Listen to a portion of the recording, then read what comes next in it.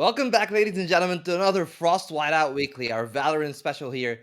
That we have teams routing out every week, trying to duke it out for $100 that is brought to us by Trolley. I'll be your host and caster for the evening vote, and I'll be joined by the lovely Satyr. How are you doing today? Tired, but here. Definitely going to be ready for this one though, because I do love jumping over to Frost whenever I do get the chance to watch some Valorant, because there's some great teams, great personalities here. Really looking forward to seeing what they have, and I've heard through the grapevine that our first map is my favourite map in all of Valorant, and we'll be going to Split for our first game, and I love it, but how do you feel about it? Well, I feel great about the map, but the thing is, the two teams that we have here duking it our Big O1 semifinal, whether it be SFU Flamingos or Eclectic, both haven't actually played it on their way here. So it should be something rather new. And that will be the interesting part because as you can see here, we're already seeing the Astra, and that's something that is a little bit unique. You don't usually see an Astra controller player in this kind of level. I think it was EMEA that started doing that first. I think it was actually Boaster that actually played a game of that and swapped it around. It might have been them, it might have been Heretics. But I remember watching the Astra in the EMEA at some stage, and its strengths don't lie in its utility. It's the fact that it can stay off site and stop people defusing and buy their team time. That's kind of the idea behind it, and I think it'll work well in the kind of design they've went for with double duelists, and then possibly with Astra to help hold the sites, with the smokes from Viper being long range. They've built a good idea there. There's a Yoru hover on the other side for Eclectic. And Eclectic, I don't think that's what they're going to go for. It's Yoru is just not an agent right now. He's nowhere near where he needs to be useful. As much as I do love the stealthy style of running into the back, Omen just kind of does it better. I mean, the thing is, though, like, at least from what we've said here, that there is a Viper and an Astra. So the Viper's kind of playing that hybrid role between a Sentinel because we're not seeing a Cypher on either side, which actually is the de facto Sentinel on the map right now. A lot of people are hovering back to the Cypher. But yeah, as we've said, like, with everything that has been going on, do you think that this like double controller playstyle, especially on attack, could be a detriment to them getting early rounds because they don't have that extra firepower? They only have that one initiator, and there's no way to really get into the side outside of the double duelist that will only have the Sky to support. I don't think it's an issue. I don't think ever having a Jet Raze combo as double duelist is ever going to be an issue for either side. You don't really need that initiator to be kind of opening the area for you, because you can do it yourself. You throw a couple of cloud bursts forward and you just fly onto the site, and Raze can follow fairly quickly as well with the satchels.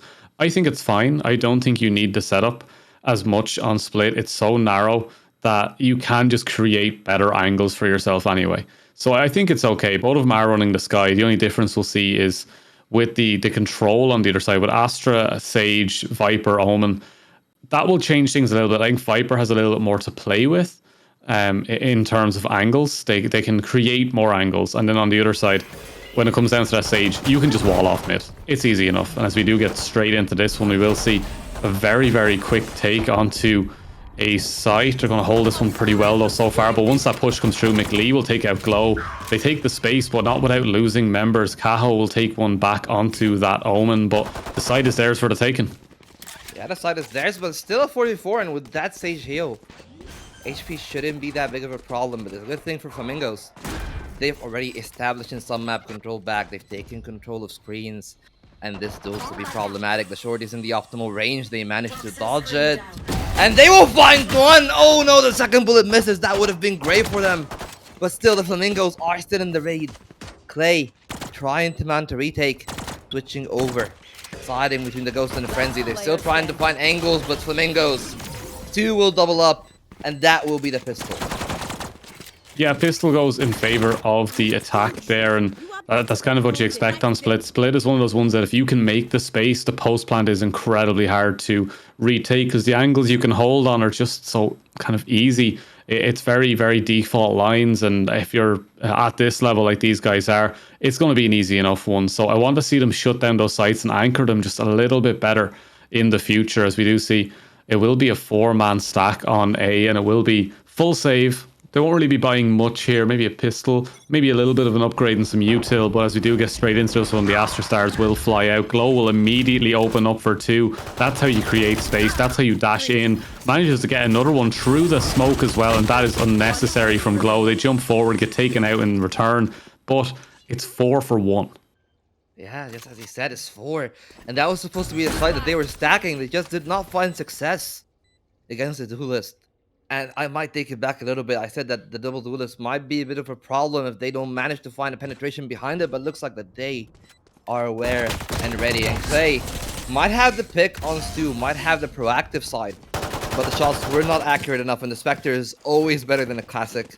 So that's the second one, and now is the time that we have to beg the question, okay, what's gonna happen? Because to be honest, SFU Flamingos, they have a good enough of an economy. They already have a Vandal in the hands of Crown and full armor in the entirety of the team. So if the side of Eclectic starts bleeding members, it might be a very big problem to handle later on. I don't think that the right now is the bigger problem for either side.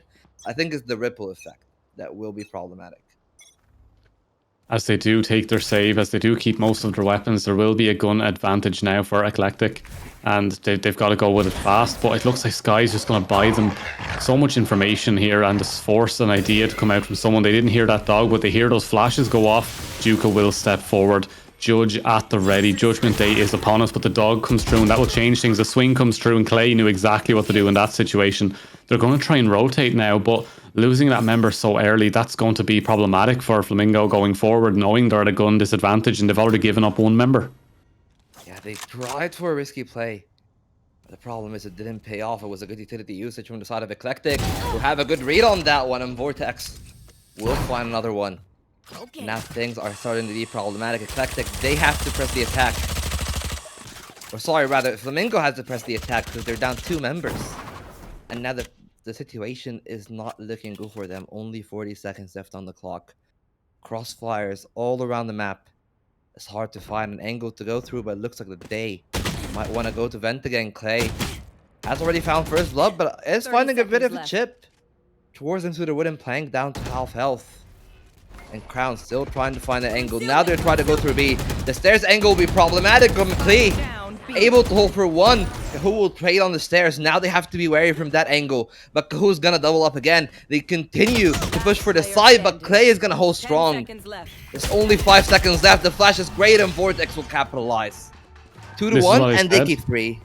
They need to anchor the site. That's what I said. You need to anchor. You need to sit on your laurels. You need to not rotate too quickly. You gotta just sit, anchor, and make sure you're solid on that defense, and it works for them. But with that, there will be the return of weapons. It will be a nearly a full real round. There's a half an armor missing for the side of Flamingos, and on the other side there will be a stinger in the hands of Keys. So it's not a full real round just yet, but this is where the economy will break for one of these sides. So Flamingo, if they want to keep their lead, they need this one. If it goes to a tie, they should lose the next one based just off of weaponry on paper. But on paper, it doesn't matter. You still need to land those shots. Yeah, exactly. Especially because, as you said, it's not even just about the disadvantage that you have with that one stinger. It's the fact that Kezi can just decide to play wherever they want with that gun. But Juka, again, big risk on the Viper. Losing controller early could be problematic, and they're down to 20. Some space has been generated. But the Viper, a very big risk, and Crown will take another one in mid. They take the trade, and they take it. 2 kills here for the side of the Flamingos. Yeah, 2 kills. They're anchoring down well. They're not moving off their site. You can see the sightlines never really change here for them, as we do see the cabbages come out, and it will get cleared out by McLee. He doesn't know where they are. He just mistimes that turn, but he does get it in the end. The satchel will knock them back, and it will buy enough space for the attackers to get onto this site. This is what we were talking about. You need to break that economy, but keep it clean, and they have 4 members left standing, and that is a blow to Eclectic. A big blow. And they needed to keep that economy. They can probably try to force it, but the best course of action is to try just to have buy, just as they are doing right now. Sheriffs, Stingers, maybe even we'll see a couple of shotguns, if that is the case of the way that they want to play. But yeah, of course, the clear-cut lead now has to be Flamingos. It's a big firepower advantage, and we've seen that stack before. Eclectic, they tried to play for the A side, but it wasn't their success. Second time might be the charm. They're running in. The nade is good. And it will bring Xhaka down again. The Viper has been a big member of problem, but this time, Showstopper is coming in and will take 2. Kahoo opening up a 3k, and that will be his 2. We'll clean up the remaining 2, and it will be 4 for the Flamingos. The attempt at the paranoia rush, the old Fnatic play from back in the day. I think it was the first Champion Series. There was that play they made where they just rush with the paranoia on a eco round, try to get as many weapons as they can off of that one, and didn't really work out for the Eclectic. But I like the idea. I like the playmaking ability they have to go, okay, this is what we're going to do this round. We're going to go for the paranoia rush. It shows that they have some playbooks there. They have ideas going forward, and I like that from a team. But right now, Flamingo, their aim is just that much crisper, and you've got to give them credit where credit's due. They're 4-1 up. Exactly. A lot of credit has to go to Cohen Stew, who has been getting a lot of these multi-kills, the openers as well. And that will be something that they have to contend with. And it's not to fault the side of EQ for not trying, but again, where are the trays? The trays are not present, so they lose a member.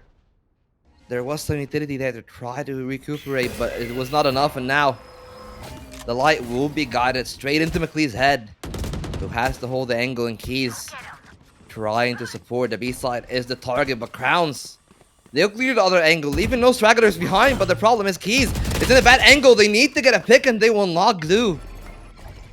We'll hold this one down. It's a 2 against 5, and another one where Eclectic try pretty hard to find advantages, but again, it's just a clean play onto Tardy from the side of SFU Flamingos. I believe that's Glow, not Glue. Fair. Just for future to make sure you have that one. But we do have McLee. He's able to get 1 on the side, and we'll get 2. We'll get 3. That was pretty good. Well, it's a good economic damage, but the problem is, just from what we can see here, it might not be enough. Might not be, but it looks like there's going to be another full stack here. They're going to go for something, but it will be one player sitting back. Vortex will try to anchor A by themselves. They're going to ping out that they know that the Viper smoke is there, so they're going to sit back. They're trying to hold this site, but once again, low weapons, low economy, low idea, and lo and behold, they actually might find 2 here. It seems like a full split every single time. Pardon my map pun, but they're going to be fully pushing out into the... Oh, that's not the area you want to be in. The crossfire has been set up. Stu and Caho are ready for this one. They will take everything. Classic will finish off 1. He will be right-clicking to finish it, and Spoog manages to take 2 headshots, and Vortex all alone will take 1 more. Not a lot of health remaining, but it will be an interesting one for sure as things start to go their way a little bit, and they're starting to land some shots. Regardless of this round going away, it wasn't eco, and they still took 3 members. Exactly, and again, they managed to get the spike down, and the round was rather sloppy, really, if I have to say so myself, at the beginning, but now there is a good chance. Eclectic, they have to be aware of the angle. They're doubling up, but Spoog will find a good angle. Juka again caught in the incorrect timing. It's all down to Crown. The angle is well bankable, but it will be a matter of timing. They all hear Spoog now. Spoog is expecting the heavens, but it will not be. It's right behind you, and the backstab will come in due time. And it will be 6 domination from the Flamingos here split.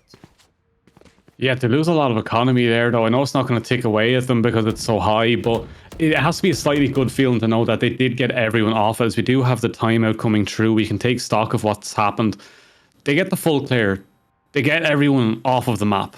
That's still important for the morale and the ideas coming forward. But on the other side, it does look very dominant, and the way they take space, the way they set up crossfires, the way they read the game, Eclectic, they just look a little bit lost.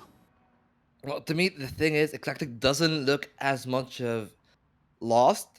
I would agree. They're not really on the same page 100%, but the problem is, for me, they're not buddying up. A lot of positions, they are just trying to crossfire from different angles. The trade avenue is so slim, and it's easy to counter from the side of the Flamingos, and that is basically the main exploiting factor the Flamingos are playing for. Oh, you're gonna play stairs and you're gonna try to have a trade from vents? We'll cover both angles. We have more people. We're on the attack side. It doesn't matter how many people we devote. We don't really need to worry about locking down 2 sites and lurkers and all these problems and nooks and crannies that the defenders have to worry about. But now, SFU might have something to worry about. 5 ultimates. If they have 5 ultimates and they try to expend them and lose this one, I think that hope is almost lost for Eclectic. Yeah, I think they've been working really well together, Eclectic. I just don't think they're landing their shots. And I think now that we see the round kind of swap around, they have some weapons for themselves and they will be able to hold this one off for now. The information's given that there's 5 there. They break through that wall. Flamingo's looking to rush this one down with just McLee here. They do have that stack going through every single time. They're trying to guess where the attack will come from the Flamingos. It's not quite working for them. We do see a Judge coming out. We don't see the toes, and Vortex doesn't matter to him in the chest. Crown takes another, but McLee manages to trade one back at least. It is a 4 versus 3. Juka will take out another, leaving them in a very big deficit here, but some health has been chunked. Keys will take one. They don't see the flank though. They don't know they're behind, and Keys will take another. It is a 2 versus 2, so Keys going big, and that was the flank I was talking about. Stu in a great position to take that one. The blind will come through. Cabbages might be used here just to confirm this round, but Eclectic's last member standing. Spoog all alone.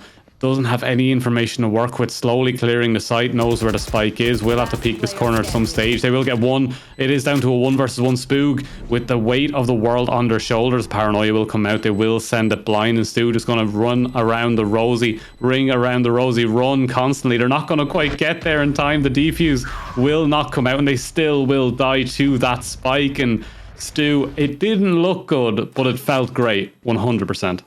I mean, it's just a tale of always being late. Whether it is on the flank there, Spoog was just a little late to assess Keys.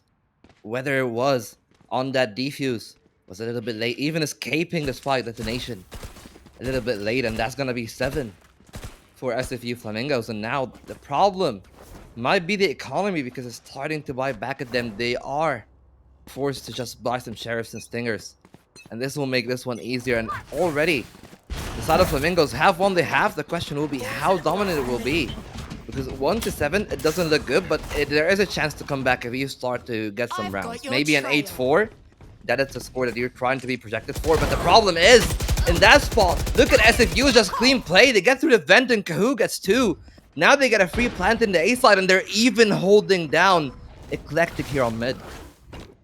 Yeah, it looks like Cafu is firmly planted on that one leg of the Flamingo. They just can play everything through them alone, and they will carry it forward. Clay now is getting shut down, and it's all down to the last remaining member. Eclectic need to get something going, some sort of rush, some sort of push, just to try get them off of a site and try find something, but they can't find anything. The spike is down. They're too far away. They will get one. Keys is going to try and get the frag here with the paint shells. He won't quite get it. The knife fight coming. There's one behind you. You need to be careful, buddy. And it's not it, Glow.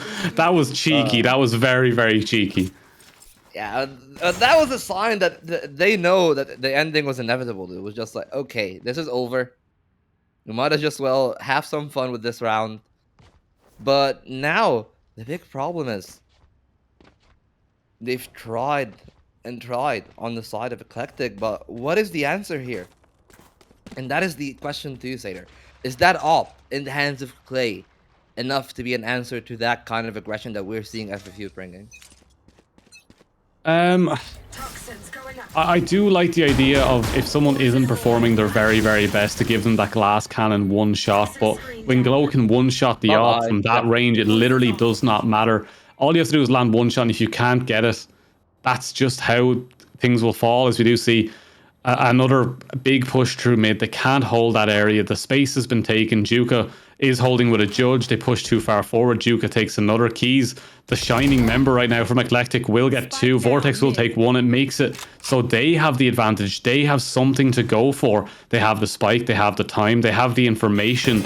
And Vortex turns away from the blind, still gets taken out by Stu. So Flamingos, they do get the spike back. They have time to work with. Keys is big, but it will be Spoog to clean that one up, and that will be a very, very nice take for them going into the latter half of this first half. Yeah, necessity to get back into the game to get that one. Now they need to build upon it, but the problem is the economy again starting to hurt them. If they lose this one, the next one is going to be devastating. They have to go and expend all their money. The 2 players that have money will probably have to drop for both Vortex and Clay, and that will leave their bank a little bit shallow. And now they have to dig into their own depths to try to save that one. It's another big A stack here from the side of SFU Flamingos, and they are running in. Will they be able to hold them off? Eclectic, they have 2 players in the heaven, 1 player in the off angle. McLee will escape that Blaze Storm burst, doubling up even Stu. Getting an important kill, trying to let them in the side, but that means the Vortex is already in position to respawn. Clay as well with the util. They are starting to be trapped here. They're all stuck in A main, and they will pounce on the side of Eclectic. 3 clean kills to get round number 3 on the board. Yeah, there was a moment there of high noon coming from McLee there.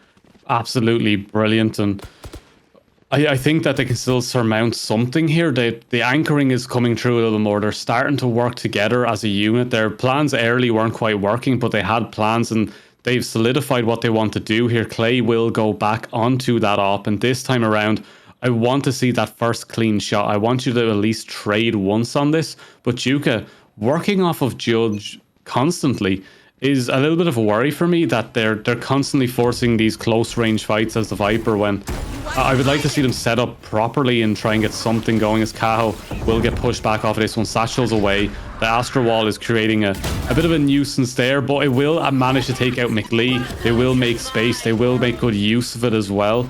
The Astra Wall, it's so oppressive in these situations. The Viper's Pit will try and get something set up for them. Caho will take 3, and that will be the plant coming through. That will be the advantage to the Flamingos. And right now, Eclectic doesn't have a leg to stand on. Yeah, the Keys might be in a position to end it all. They just need to find one. Will they be given that opportunity? No. Glue will strike. The opening in the pit was discovered. A 9-3, and it is pretty telling of what we've seen in this game. Good play from Eclectic, but just not up to par to the level of gameplay that the side of SFU Flamingos have been bringing. And now they've switched sides. And while you said that the Judge isn't that good for attack on defense, a Viper playing between her wall, between her poison orb with the Judge, I don't think that there's anything more scary than that proposition when you're walking into a site. Yeah, but we do have the 9-3, we do have the swap, we do have the curse option here. Everyone has to keep an eye on this curse.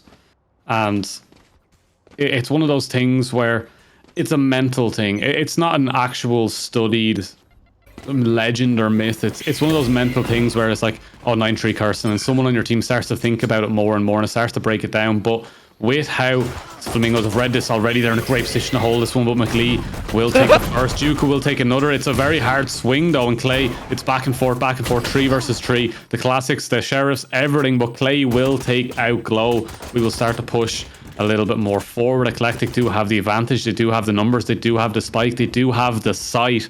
That's everything we wanted to see from them coming out. We want to see them have a strong start to this one. They do take an amazing round. If they can get this one, they should get the next. And then if they can do it cleanly, they can start to work off of that, build their way back in. But still a lot to be said for the 2 remaining members from Flamingo. They can get something going here. Crown will take the first peak, will take out one, not without taking damage though, and the health looking too low. But the trigger discipline comes out. Stu manages to take out Spoog, will fully heal his Astra. And that is the opportunity now for them to start this remount. But Clay just manages to 3k through a smoke, just starting to spawn. Has to be diffused here. They still have the time in their advantage. Eclectic will be able to swing this one slowly. They're holding it. You need to go there fast. He does get it in time. Clay with the clutch. Eclectic are perfect this time around. Yeah, it was great play from Eclectic, really, to take control of the heaven position. It was a little bit messy once the flashes came in and SFU tried to push, but they managed to hold the Flamingos off pretty well. So hats off to them, but they need to continue putting that foot on the pedal. They cannot let, because the moment that the side of SFU Flamingos actually get back in the game, it might be game over. It's already 9-4. And if you list this one, it might be problematic. And again, there is some investment going in here from the side of the Flamingos. Glow have a Marshal and full armor, so that might be a problem. But again, it's not working out. They're trying to take some risks, and they got in a frag, but that's it. Oh, Vortex no. Not allowed to do that at this stage. You're not allowed to spray down with the Spectre and get that many. That is absolutely erratic behavior. But we still got to think about who we have left on the side. It's Cafu and Stu, and that they are known to absolutely clutch these rounds out. So Caho trying to get into position now, waiting for the teammate to kind of find some information for them before they go for it. But it could just be a save. It could just be sit back, let things happen, look for exits. Could be the plan here. The blind will go through and will find, so that information will be handed over to a collective. They know they have to go the other way, but they don't know the Stu is here. The knives are out. They don't know what's happening yet. That's trigger discipline, but it doesn't matter because Clay's going to swing on him anyway. Wait, Kahoo. I don't think that there's enough time, but at least they'll force one of the players to move in. Nah, Spook That has was a that little bit every day. cheeky. Yeah, that was a nice attempt though. I like the idea, and they even get 2 with this flag detonation. I think that's huge, because that totals to 3 death members on the side of Eclectic. Yeah, they do lose a couple of weapons, but because the round went... Yeah, it's an odd one. It's an odd one because nearly everyone could buy at least a rifle. So they're doing okay. It doesn't affect them too much. I know it'll be a kicker with the difference of maybe 1 util might have been able to get picked up, something along those lines, but it's okay. It's fine. We'll see as close to a real round we're going to get within the first 4. So we'll start to see someone emerge now from the dust and from the ashes, and Eclectic really need that to get 4 more rounds to even it up. But the curse is alive and well. But Vortex, that was very, very dangerous. Yeah, definitely it was dangerous. They tried to take some space, and that might bite them, because now again, we've talked about how good Juka was on a judge, and the fact that yes, it's not the best angle to play from vents, and you would think it's very unorthodox to play judge from that kind of angle, but the way that the smokes are setting themselves up, the utility is being used, just allowing Juka to have that optimal range duel. And you can see some angle stubbornness for the members of Eclectic. They continue to push for that middle position, trying to contest there despite the A side being fully open and exposed. They have the B and they set their sights on the B side, and that might be the problem because Glow is in a bad position for them. They're gonna get 1, and now they're gonna hold them up. A lot of time has been wasted already by the Jet. They just need to buy more time. It's only 30 seconds left. 30 seconds left. They are trying to get that kill, and finally Keys will get that one, but it's too late. It's only 20 seconds. At least you force some rotations back towards the A site. But now they need to get in an important kill for McLee. That might open up the site. They need to get Kahua out of the equation. That'll be 1, but Keys will double up. An important player with the big impact frags. Even a 3K in this one, leaving Juka all alone with that judge. Yeah, still a lot to be done here, but the health looking a little bit low here for Keys, so does need to be ready for that second swing. Can't be the first. Does need to rely on the teammate. Does need to rely on the Sky here. Clay is ready for it, but they've got the double going up, but the judge will not do the damage, will not go the distance here. And another one for Eclectic, and they're building. They're laying the foundations now for this comeback, and every single time they win, you can see them. They're just building this amazing start to their attacking side that's really putting the pressure on Flamingo constantly. You can see Juka may have been using the judge all game, trying to be that voice of reason as well with the judge, but the jury's in, and now they have 2 of them. Yeah, I feel like they just don't have other options here, Sater. That's the only thing that they can do in this one. They are trying to force, they're trying to stop the comeback, but you can feel that there is a bit of ear, a little bit of, I would say, trembling in the playstyle of the side of the SFU Flamingos. They are starting to fear the Eclectics, and that might be the problem. But again, Juka with that judge has been a menace at time and might continue to do so. They continue pressuring mid, allowing Juka to play in the smokes, and they have been masterfully swerving around it. They might find one of these kills. It's gonna be a matter of timing, especially with Stu in that position. Vortex. They will get the one on Glow and they will fall back. But will they be traded? No, a good smoke. And that's actually a very big win, but now Stu. Position of menace, the position of damage, the judges. The jury's out on that one, and they are guilty of whiffing the air shots. Kahoo now, managing to fight 1 kill. There's only Stu. That is in a great position. Will double up on McLee as well. HPs are not the best on the remaining members. They might have an in on that round. Seekers are ready to be provided. The spike will be recovered. 30 seconds left. But now that's an investment here. That means that Stu has confidence to win this one. Will they be able to deliver HP bars are low. The Stinger will be deadly. 20 bullets in that magazine. Would it be good? Yes, the barrel will spot one. Is down to a 4K, a 1v1 after everything, but Spoog will come to the rescue, and the comeback will continue. 7 to Eclectic, but you cannot fault SFU Flamingos for not crying in the past round. Yeah, I'm just getting the VAR decision coming through right now, and Spoog is clear. Spoog is clear. Top of the kills right now for Eclectic, and you've got to kind of start to wonder here in the back of your mind where the power is going to come from. And you kind of look at Flamingo and you go, oh, Cajo, Stew, Glow, really doing well. And then Eclectic, that's a team. So together as a unit, Eclectic are just seem to be working better, doing better, but Flamingo have stars. So which one do you really go for here? Is you can go for the team synergy, the power of friendship, or you can go for that tens effect and just pray and hope that one player can go big and make the rest go home. So really looking forward to seeing what's going to happen next. But I just see Eclectic with the build-up they've got so far. They're looking really, really good as a unit, and I'm all for team play and the power of friendship. Yeah, and the team play has been doing pretty good, and the side of SFU.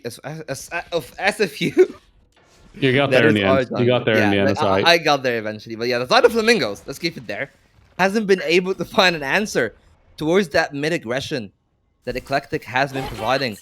And that is the very big problem. Because look, they can just afford to play mid. And since Juka's only playing with that judge, they know that they don't need to push. They can go back to the A side. And yes, there is a very big risk. Go there. Might be a problem if they are complacent. If they don't clear that angle, they will spot a barrel dashing in, priming themselves for a kill. That's going to be the first blood in the round, and Stu will even aid him. That is a very big problem because the comeback might have just halted there. The spike is down. It's all down to Keys and Clay is no more. Keys running out of angles, running out of time. 10 seconds and 3 players towards that heaven position. One of them will push and Glow. We'll find the 3K double digits coming in here for the side of the Flamingos, and that might be enough. That might be the round that takes them over because look at the economy here. Yeah, but here comes the timeout. This is the time I always like to talk about. When teams take timeouts, this is where you relax. So obviously, we just saw 4 rounds in a row coming through for Eclectic, and then they lose one, and it was flawless. And that morale will take a hit. That economy has taken a hit. Their takes haven't been the cleanest. They have been losing members, so their economy not in the greatest positions. They've now given back all of the guns. It's a very low buy that has to come through then for Flamingo because they already have all their weapons. This is the moment we have to go, okay, we can give up one round. We can save this one. We can give them 11. We cannot then lose another round. Or we can force here to the best of our ability, make sure our plan is solid, and then push on and try and win this one or make it even and at least go to overtime. But you can't be giving up space. You can't be giving up any sort of information that Flamingo can work with. So the decision coming through now is paramount to how they want to play the back. Let's say, I'd say there's like 7, maybe 7 rounds left if it goes all the way. Yeah, but the problem is, Sater, you've just mentioned it. They have the tools to do both, and it might be very problematic because you have a showstopper. You're one away from a res. You're one away from the shadows. You have the blades on the Jets, so that might have been the option. But no, they're electing to only have buy in this one. Running for the buy on the next, trying to save these ultimates for when it will be necessary. That might be a problem though, because they are walking in towards heaven. And they don't have the firepower to deal with 3 members and even a 4th towards the screens. Kahu will find first blood, will double up on a fully blinded K's here. McLee as well, not finding success. And this round, just as it started, is about to end. Foog is the last member alive from Eclectic. They need to find that shot is clean, is true. They'll need to find 4 more for a miracle to happen, and no miracles are here. Only Glow to find their second of the round is 11, and as you said, there are no more room for mistakes. Yeah, so we have to have a look at what the plan was. The plan was give up that round. That's what Eclectic decided to do as a team, and they said we can give that round, we can try to get some kills, whatever. we save, we make sure next round we come and hit them hard. So they're swapping over their site, they're swapping over their idea. They have full buys, everything they need to go forward here. And there is a judge coming out from Keys. I think that's going to be one of those double satchel jump in and try get as much pressure as possible. But currently they're holding the spikes. We won't see that aggressive play, but Glow has pushed up, has found one. Will be Vortex trying to get it, but it will be clean shots, and the glow from that gun is enough to take down two. They're going to try push out on this one as well, knowing the spike is there. Dog is there. Third shot is there. They're looking for the four. There will be a 4K for Glow. Flawless as well in Flamingo. They were starting to look down and out. There started to be a comeback and they went, no, that's not how we do things here, Flamingos. We will take every round and make sure this one is clean looking right at the end, and Glow stepping up. Truly. And that's the second man as well stepping up, because we were talking about how SFU were slightly carried by Kahoo. Yes, the setup is there. The setup is good. So we're not taking anything away from the rest of the team, but it was mainly Kahoo landing the shots, and now Glow is in the fray, and that might be a problem because this is the last round that they have. We said that there's no more room for errors, and they've made an error putting themselves on the wire, but Crown as well. That's a pretty grim mistake. They managed to get guns. They managed to get the site, and now SFU, they're trying to play ahead. They have information on the spawn position. The retake is coming in pretty fast. Will it be shotgun all tactics? It does not look to be that way so far. Glow again pushing in. This time, though, they will be down to Juka with two. Stu with two. It's all down to Clay. 1v2 clutch with an Odin in hand, fully blinded. And will be peek the pod, and Juka will triple up. And that's what happens when you leave the judge and play with real guns. Game is over. It was a valiant attempt from the side of Eclectic, but at the end of the day, Flamingos just had the nastier shots in them. Yeah, very, very clean there from Flamingo in the end. And I was kind of starting to believe myself that there was an opportunity there for the comeback. And I was really enjoying the plays coming out. But it was once they hit those guns, they got that flawless round and they stopped it. They got their guns, they done everything they can. As we do see the scoreboard coming up now as well. We have Caho taking the lead. Glow with that 4K is obviously going to be pumped up almost immediately. But it was kind of a star-studded kind of moment where it was the star stepping up to kind of lead their team to victory, while the rest, for Eclectic, I do have to say, as a unit, as a team, they played incredibly well, and this shouldn't be their kind of downtrodden morale kind of taken away from them. They should be looking at this and going, you know what, we played really well, we gave up some bad rounds, a little bit more on the kind of efficient gold and economy kind of style, where they know when to buy, when not to buy, and not using timeouts to make that decision. I think the timeout should have came in a little bit earlier in the first round, and they should have went, look, we're after losing way too many rounds here. We need to find a plan. The paranoia idea was really good. Timeout after that and go, why didn't that work for us? What didn't happen? And sometimes you just need that adrenaline rush to drop, because you're playing on stream. You want to show the best you can. Sometimes you get a little bit hype and everyone's, oh, this is going to be so good and the vibes are all there. But sometimes you just need someone to go, hey, everyone, just calm down for a quick second. Let's play some Valorant. We know we can win these games. Just chill out just a little bit, and we might have seen a little bit better from Eclectic, but really enjoying what they've put forward so far. And Flamingo, let's see what else they can do. Yeah, and one of the key statistics there that I would also like to add a touch upon is the opening duels. It was 11 for the two duelists only on the Hmm. side of Flamingos. So 11 first bloods. And you know who actually got the most first bloods on the side of Eclectic? It was I'm going to McLean guess, on the yeah. stage. So They were anchor solo though. So on yeah. sites by themselves, they have that opportunity to kind of open up and take that opening pick. And if they don't get it, that's where the opposite trade will come in, where they lose the site and the first blood will come true. So a lot of it did come down to McLean there in the end.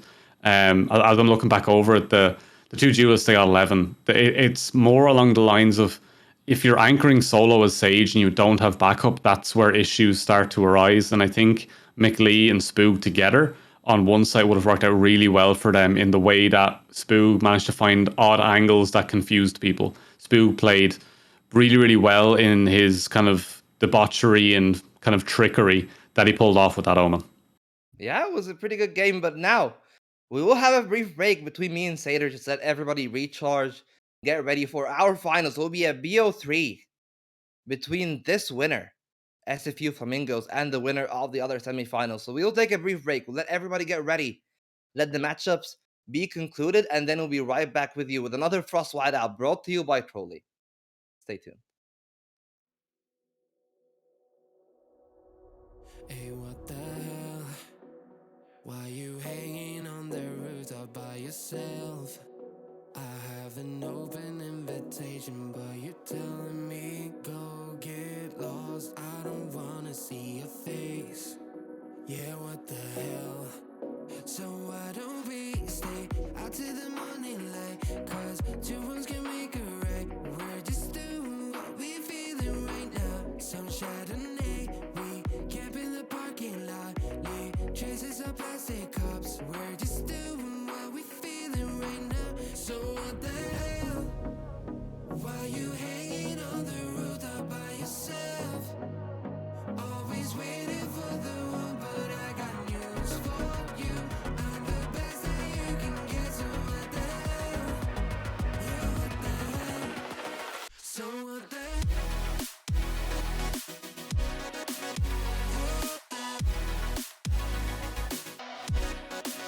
So what the hell? What are you waiting for now? And what the hell?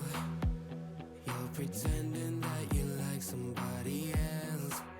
Like you got boys waiting in line to take you home. But tell the truth, you spend the night alone. Let's be alone. So why don't we stay out till the morning light? Cause two wrongs can make a right. We're just doing what we feeling right now. So what the hell?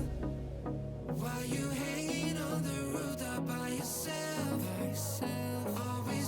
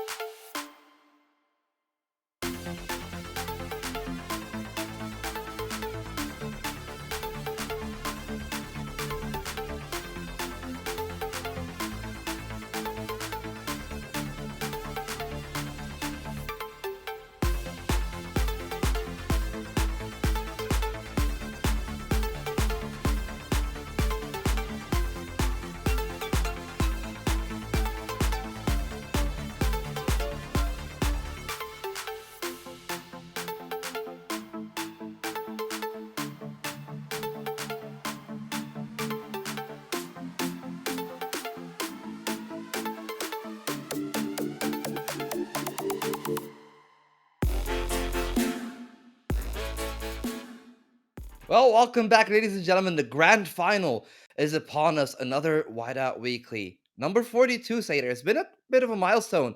And guys, if you are in for the rush, if you like the sugar, if you like that flavor, you have to try our sponsor for this event, Trolley. Whether you want all of your squigglies, all of your sour candy needs, they got you covered. They're all around the states. You can just check them out. That would be great helpful for us. They are the ones that are providing the prize pool for this competition. Between the two teams, we've seen one, SFU Flamingos, and now the second team, the Gnome Satyr, and we will be kicking off our best of 3 on Lotus out of all the maps that we could have had. Yeah, I'm just petting my stress penguin in anticipation for Lotus because it's the map that when I'm playing it in Premiere or anything like that, we're doing scrims and Lotus pops up, I'm just stressed because I play 2 characters. That's all I ever play. I play Cypher or Killjoy, and they're both really bad on Lotus. I don't know. I don't know where to. I can play the map, but like there's so many angles I just cannot cover, and it just feels awful. But today might be the day where I get to learn some lineups, some setups, and Takashi, my eyes are on you. The Gnomes, they will be the ones to carry me forward on this one. I don't know if Takashi has the like Sherlock Gnome idea going forward, whether they have that brain, but we'll have to see what they go for, as we do see double Killjoy. So this is something I'm actually really looking forward to seeing, because I haven't had the chance to actually cast a Killjoy myself on this, and I want to see every single setup. I want to see everything crisp, clean. I want to see good bot control, and it's something I'm really looking forward to. Is there anything that's standing out to you on either side here? Well, for me, the thing that is standing out actually is the lack of the harbors, and instead we have Viper, which is something that is pretty understandable. Not everybody really is the most prepped to bring out a harbor. Harbor is kind of harder, it's a higher skill floor, and Viper is just easier in that sense.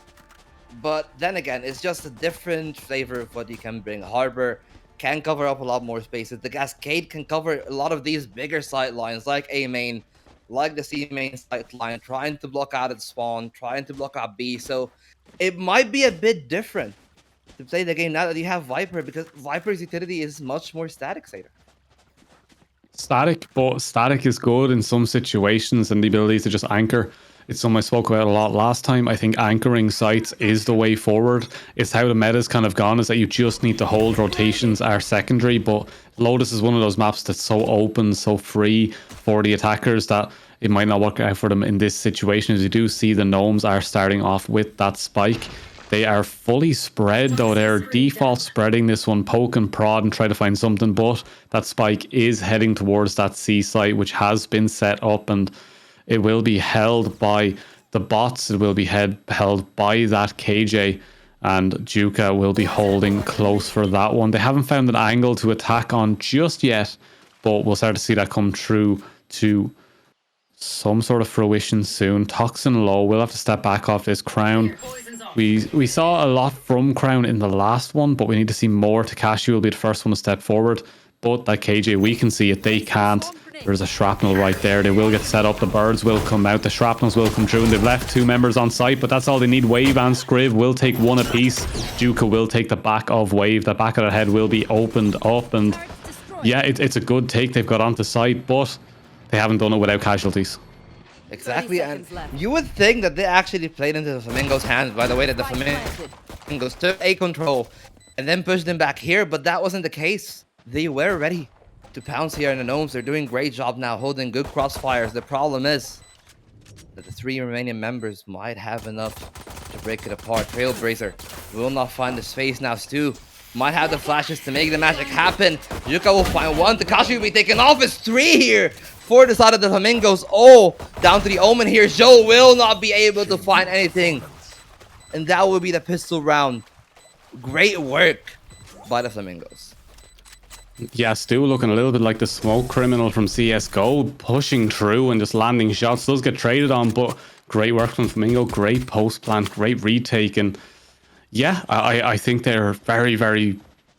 I think the Flamingos are very, very good at the aggressive style. Their defense has kind of faltered left and right in some cases, but when they get rolling onto these post plants, there's nothing that can really stop them. There's just a bulldozer running through sites, and I'd like to see more of it, but I also would like to see them stop the plant every now and then. Just give me one just full halt, take everyone before they get that down. That's something I do want to see going forward.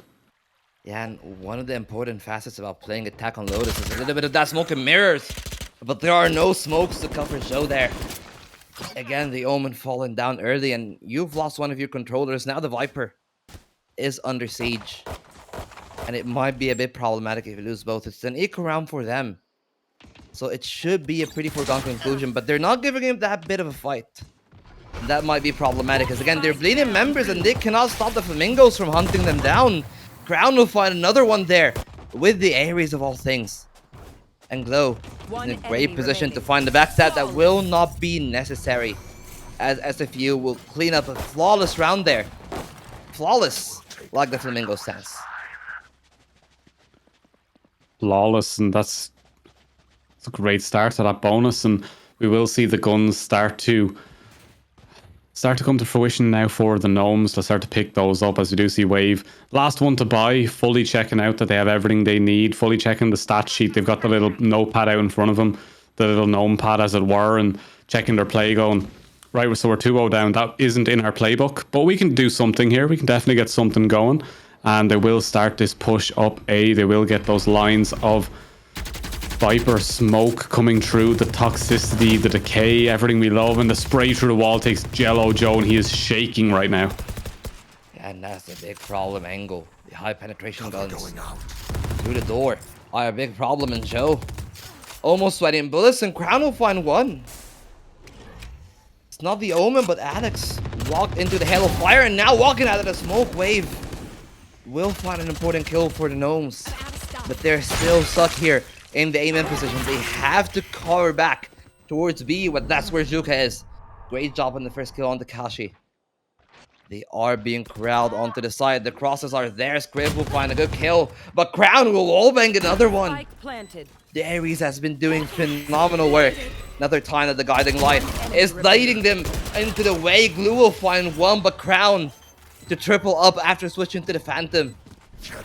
And really, it all came down to Crown just finding these wallbangs, these early kills that corralled the side of the Gnomes into the base side.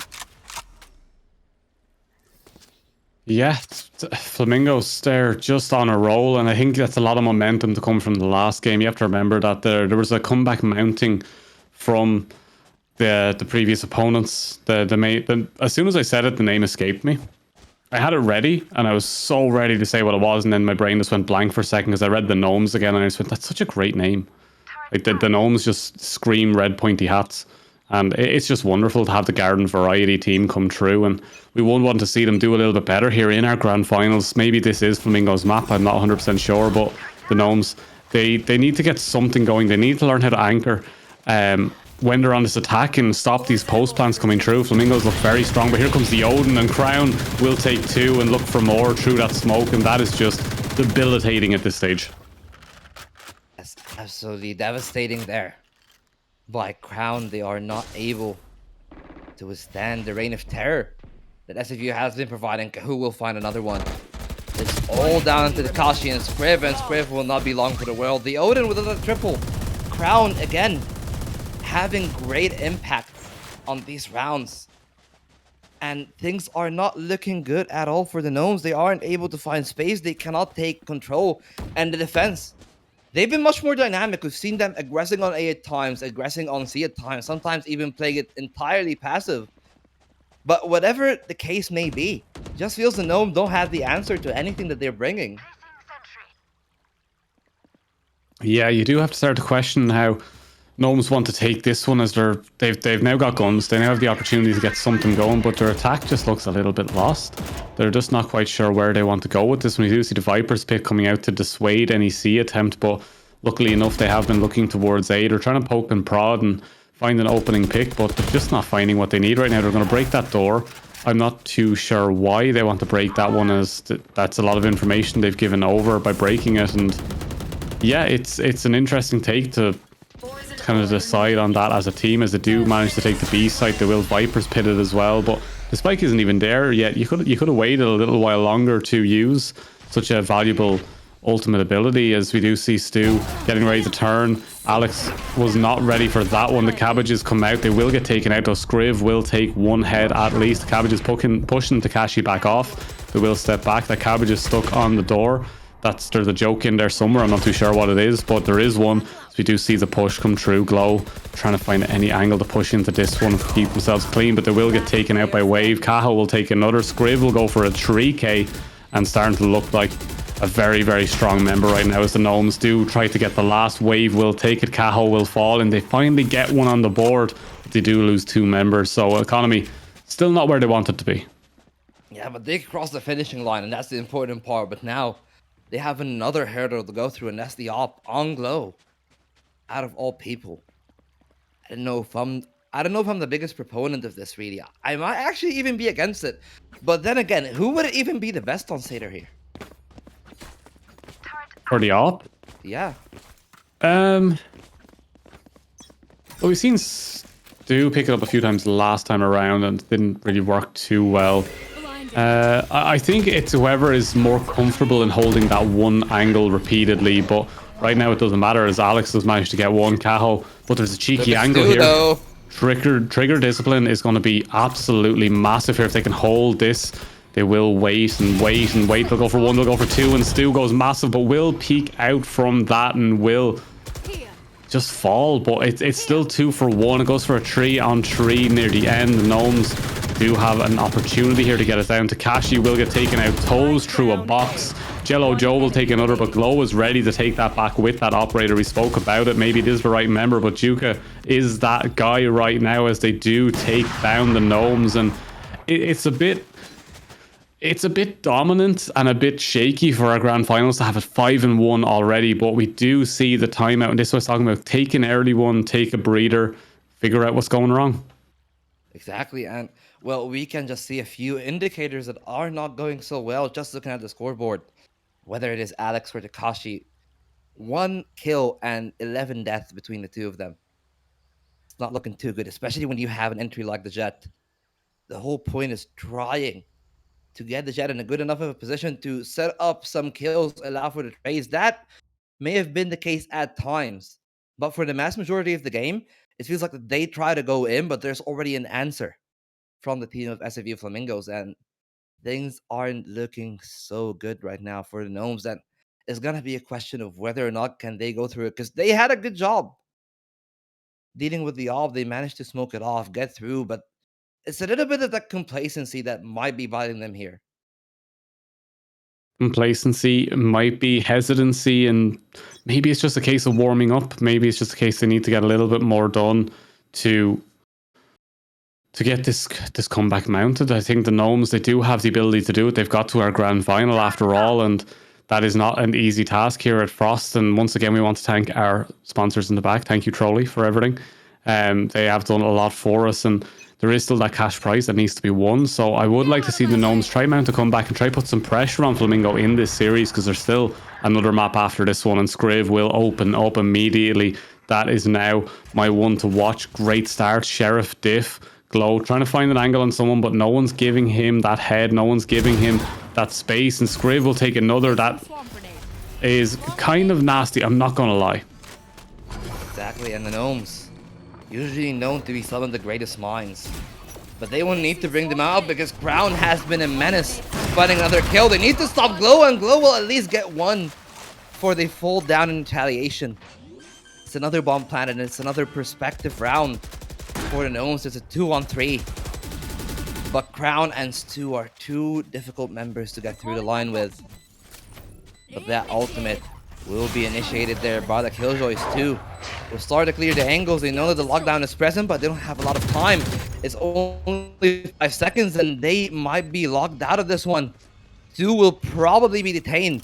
They'll go for the push. Will Crown be ready? And Crown is not. Well, adjustment not fast enough. Takashi getting that kill, and now Stu will be freed from their shackles, but the round is all but lost. It's a second here for the Gnomes, and they used their brain power. They got through, and they're slightly on the board here, Seder. Why did I sign up for this shit? Slightly on the board, will attempt to defuse, should not have the time, but they start to get a little bit worried and step forward. But a Thrifty coming through, and the Gnomes using that timeout pretty well. Some would say it came in with a concrete plan, and it worked to perfection. They got some guns all off the back of Scriv going big with that Sheriff, getting 2 for themselves.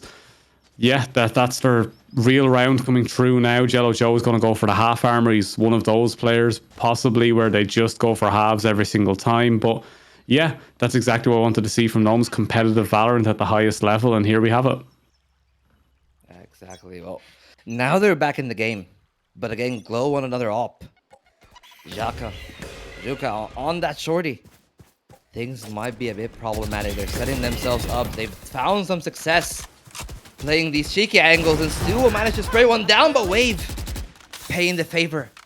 Just back, just like that. And now it's down to a 44. It's slightly favorable to the attackers, especially due to the fact that they're hitting the side that only Kaho is on. Yeah, it's a 4 for 4. There's still plenty to play with here, and Glow has a great angle here. Once that smoke dissipates, heads will roll, but they're not going to give them the time of day. They're going to push through that door as a 3-man. We do see Caho's going to go for the rocket here, and we'll only get 1. We'll get 2 as they drop down just in time to take out Alex, but Scriv will clean that one up. It is a 2 versus 3 now for the Gnomes. There is multiple ults also available. Glow ready for this one. Misses the shot, though. That might be pivotal in this, as they do need to take those heads fairly quickly, but they're afraid to push onto the site. They're afraid to move out for this one. Takashi will have to push through multiple smokes. Will try to get one sprayed, but it just will not hit. Takashi will take Glow out. That op not working the way they wanted to. Takashi will have to cover Scriv here on the end of this one, and there's a great flank also coming through. The poison will finish off Scriv. Crown will take both, and that is a big round for Flamingos. Beautiful performance from Crown throughout the game. Just locking down slice, locking down retakes, and playing their time. Really, the Flamingos has been doing a phenomenal job in that facet at least. They've taken their time. They've allowed some degree of freedom to the side of the Gnomes, but not enough to the point that they overwhelm them. And now there is a change in the way that SFU are playing. They're putting 2 members on C. And that would be the Killjoy and the Viper, 2 members that really try to perform similar roles. But they're being aggressive, trying to take the space, putting players on the A side. And now the 5-point defense might be tested because they are trying to push through the A side once again. But things are not easy. The Gnomes are not able to break through. The door has been held, but the angle to B might be open if they decide to do so, but that is not the case. Alex is in a good position though. Ducking themselves by the stairs. Might catch someone off guard. The rest of the team is moving towards B. This should be it. Stu now with a Trailblazer. Will spot the Jet. That is just an unfortunate situation and will be taken off. A pivotal position gone into round, but at least they got the spike planted. Yeah, the spike will go down Flamingo right now. They need to be very careful here. Takashi will take out Glow, and that defending Killjoy will send them all off into the abyss nearly at this stage, as more members as continue to fall. Wave getting taken out by a bot. Juka going big. Jello Joe trying their best with that Odin, but it was not to be, as Flamingo, they take another round, and the Gnomes looking a little bit lost in the garden. Well, they tried, but it's not just working out for them now. No windows to go through, no avenues, no light at the end of the tunnel for the Gnomes at the moment, but they might have another chance. Still at least with their guns, so some hope is always there left in the tank. And just looking at the ultimate economy, they do have the Seekers, the Cabbages, and From the Shadows, and even not too far away from the pit on Scriv. So this round might be doable with the aggression coming in from Kaho and Stu. Will at least dissuade them for the time being. The nades cannot amount to much damage. And the Seekers will be out there trying to push through. Kaho's in a good position, but Glow will be traded by Joe. And now things are looking a bit hectic as if you are having the good hold. But the Satchels will not get Kaho out of position. Wave will find that kill. It's a 3-on-3. And with how low Joe is, it might be a problem. Crown coming in with a spray. Crown coming in with the damage from the snake bite. And again, Crown taking the round all on their own, finding the Omen, spotting the barrels, all down to the sky. And the sky will be cloudy for the Gnomes as Wave will be brought down as 8 to SFU Flamingos. Yeah, Flamingos, they are strong, they are sturdy now on this defense, and they're getting more and more every single time. They're making it look cleaner and cleaner, and Gnomes, they look like they're a little bit out of steam here. They need to be picking up the pace, get that hype train going, and maybe play with a little more of an eclectic style, as it were, on this attack and really start to put the pressure down. So we'll see how it goes. And look at his obs too. Look at the pilot. Flying around, so he is. Not a bother on him. We do love to see the obs 2 come alive, but as we do jump back to obs 1, we do jump back to the pod, we jump back to the lines, and the shot was not landed by Takashi. This will be a low buy round. This will be a difficult round for them to take as they do start to get sprayed down, but Jello Joe will take one at least. They'll swap weapons really quickly. Better skin, says Stu, wins, and he will dog out, try to find something here, and he's not spotted anything as of yet. Juka is slowly peeking around the corner, does not know that Alex is crouched up on that box. It's a real snake moment, real stealth moment. Wait for that exclamation point to pop, but they will back off of that. But it will be a timing diff as Sky is coming around that corner. They don't manage to see them just yet. Timing is key here as they do try to push on to C. Juka will swing that corner more effectively than Nakashi was holding it. They were waiting for some sort of information to come from that bot, but this door will get opened eventually. There will be the turn coming through. They need a lot to work with here. It doesn't matter. That's clean. That's not it. They're not shooting right, and it will fall. There's no place like Gnome, and they get sent back home. Well, it was a good start from the Gnomes. They managed to find the kill. Sure, they were traded, and they got good position on the round, but they just were not patient enough to capitalize because the rotations eventually came through positions where Alex and Scriv were initially in the round, but they just bit the bullet a little bit too early, tried to make a move to the C site, and that was not in their favor. At least now, they have guns for the ultimate round in the first half. They have the pit. They do also have from the shadows and the lockdown, so the tools are there. And the pit is initiated by Crown already at the beginning of the round. So lockdown on the C site is the name of the game, and it's space given over to the Gnomes on the A side. Yeah, it's given over, and it's 9-2. Looking for another curse here, possibly. Alex does open up really, really well onto Glow there. That's a big player down for Flamingos as the spray comes through on the box. The Odins are being used, but it's a bit of a Hail Mary play for a team that's already so far in the lead. You don't really need to be Odining on this one. You should have the economy to play these comfortably, but we do see Wave attempting to hold down that point, make sure there's going to be no cheeky flanks coming through. They want to cover their sides as much as possible with that Viper Spit, also holding off C. That side is unavailable to them with that spray from the Odin. You can't go towards A. The attacking Killjoy will use the lockdown though. Exactly, and that's a very big signal of where things are heading to be. It is 2 in that position, holding to the very last second and evading the sideline. And now the other pit will be launched. They know that the spike will be planted. They've discovered its position now. They might try to play aggressive. The wallbang will not connect. It's not going to be enough damage, but Crown again with the Odin to provide.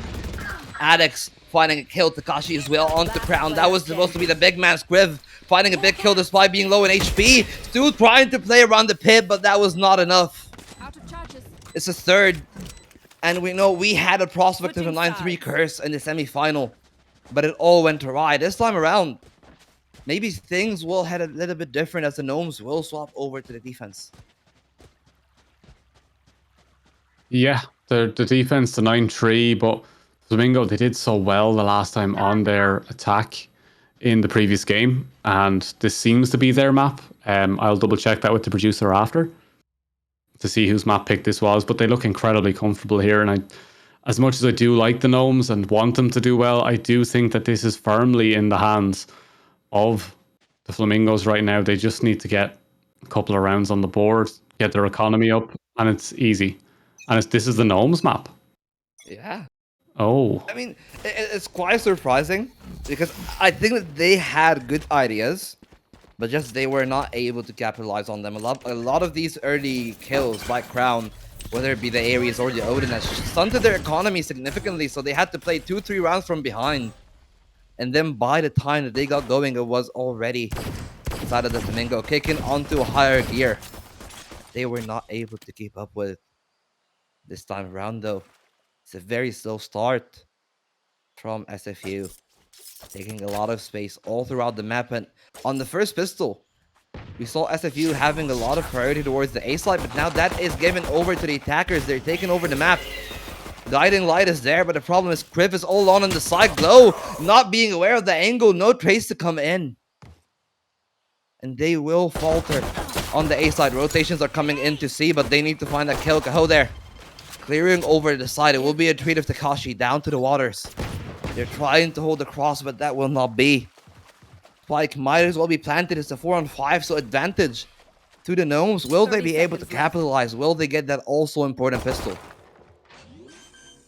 Yes, we do see Gnomes have a slight advantage. They do have an extra member, but Stu will take ahead. Takashi will take one back. It's traded back and forth, and Flamingo, they immediately turned that advantage into the disadvantage, and the Gnomes on the back foot now. Wave trying their very best to get onto this. They will take out Juka, but not without getting some chip done back. Slight health advantage for the Gnomes, but it is Flamingo with the plant, with the ability to hold this site, and if they can shut this one down nice and quick like they have started it, there's a good opportunity. They need to get this headshot, and Crown will get it. Crown the king right there, and then 3k to bring them to their 10th round.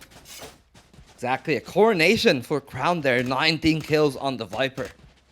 Doing a phenomenal job on either side of the map, at least for the start here.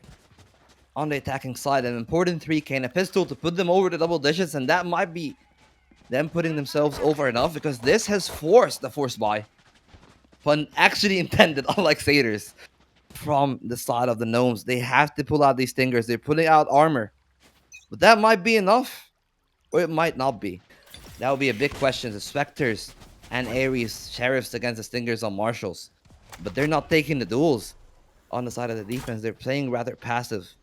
That might be their advantage. The Stingers will absolutely take advantage of you in that kind of range.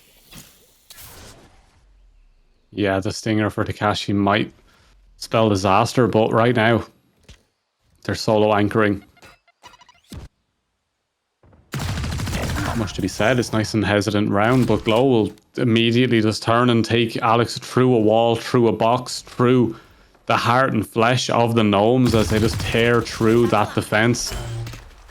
Cahill right now pushing up as well. They have got a clear sight. They've got clear lines. We do see the bird coming out. The blind just spinning around in the sky. It doesn't quite land. The bird didn't know where to go. Cahill will take out Wave. That is just Tidal Fury at its worst. We do start to see Jello Joe trying to wiggle and jiggle his way around this one, and he will open up for one. That Stinger doing madness will take out Cahill. So there is still opportunities, but they're starting to dwindle. Exactly, a Scriv that is still full on health and with an armor.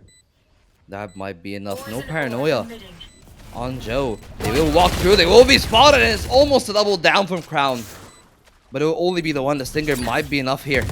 They're playing super close. Upgrading to a Spectre might be good, but are they aware? Are they aware? They're walking by, but Stu will save it.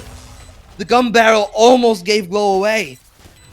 It will be 11, but it was a hard-fought round. Yeah, that was heartbreak for the Gnomes there. They tried to force, it didn't work out. 11-3. The Stingers just didn't really work out, and now they're forced into another low eco, while on the other side, Flamingo, they can buy what they want. They can nearly get full buys all across the board. They will hold on to that Odin and Glow, not deciding to buy for any of the teammates. They're going to hold on to that 3k all to themselves and say, nope, I'm doing fine here with my Odin. You can save yourselves. Doesn't bother me. And we do see that aggressive A push coming through, being solo held by the Jet, trying to find any information. The dog might have just caught the edge of the Omen right at the end, but I don't think it did, and it's going to be Alex all alone onto this site. Juka will take out Wave. Nice, clean, crisp kill. We do see Jello right now trying to hold the angle, knowing that they're going to actually get stuck by the dog. Yeah, it's just not working super well.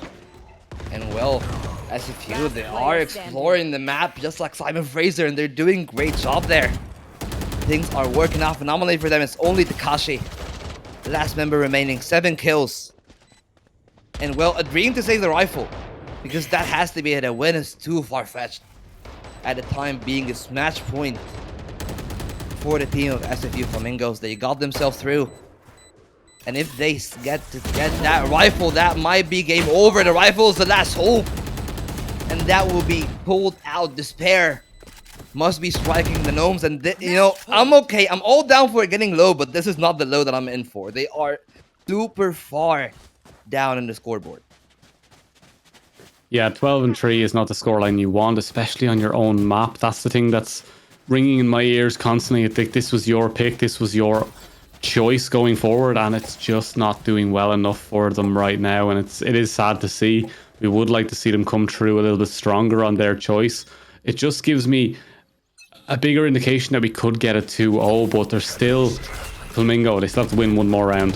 They should be comfortable, but Takashi will take one head almost immediately. Trying to peek around this one, will get taken out. Alex will take one on the other side. That lurk will not work out, but slight advantage to the Gnomes. Flamingo right now still have some key players left up though, and with this hesitance coming out due to the amazing hold coming through from Scriv, they should be ready for this. They were thinking about trying to spray through that, decide to come back. Alex going to wait for that decay to rejuvenate their health. They're getting ready for this angle. Nice hops, but they will get one almost immediately. You don't have to aim for heads, Alex. That's not acceptable. You don't need to do that, but right now it does not matter. They get the kill. They're looking for the second one. Another one coming through. The Gnomes, they're all sitting on one player, and they will get another one. How did he even land that one? Yeah, flick of the wrist. A little bit of magic coming out from Alex just when they needed it. After all, it is match point. It's a grueling journey to get 8 rounds back in. But with that win, they might have some hope, at least a slimmer. That is coming right back for them. They are going to put the side of the SFU Flamingos on a weaker bye. This time we're seeing Bulldog, Stingers, and Judge on Crown. That has never stopped SFU, but you know what might do is that aggressive play from the two teams on the A side. They're trying to fight each other. Joe will find well into Crown. That's a Judge out of the equation. And now they will just teleport just like that, but no, Stu denies. An important kill, and now the op trying to gain some ground back. Alex has done good work on the C side, but they need to replicate it on the opposite end of the map because Kaho, they'll find the space here. They had to go through, but no, Takashi will get Glow out of the equation.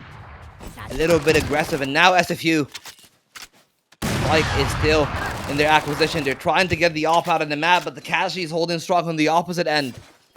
It's like back-to-back on the two ends of the map. Worlds apart, but still hanging there, hanging strong. And Alex, that might have been him getting the kill to switch over the round or dying and giving the game over. It's 2-on-2, and they're walking in for the clutch. They're aiming for the clutch, they're aiming for this, and they will use everything in their arsenal. The lockdown coming through, the knives are out and activated. They're looking to get high, get vert, get the space they need. They have to get this defuse down now, though. The tap comes through to let them know. Juka is watching for it. The knives do hit eventually, and Juka does fall to the knives of Alex, and they need to hold on just a little while longer. Just one more peek. They don't get it, but Takashi will. It will be a little bit of hope, a light at the end of the tunnel, a beacon right now for the Gnomes, as Takashi will get that defuse, and defenders, they get their 5th, but they can't give up 1. Exactly, and it all came down to very important kills, whether it be by Takashi or Alex in that spot. Neither of them dying, getting that 2-on-2, despite being separated all the way on opposite sides of the map. And now, things are not looking so good, at least on the economy side for the Flamingos, but they still have the ultimates. They're even one away from Omens from the Shadows, so at least on that front, things are okay for them. They have 7 more rounds to play to find 1 win in any of them. But will that be enough? As now they are walking in. They're playing pretty smart. They're playing pretty quick. Scriv, they slipped through 1, but no, Kahal back. Fighting the showstopper on the Viper. No more pits. Now it's all out to play. In the beautiful scenery here, Takashi will find 1 on Glow. That might have been an important kill. Takashi got that one. It's going to be the other pit coming out now, so they need to come through.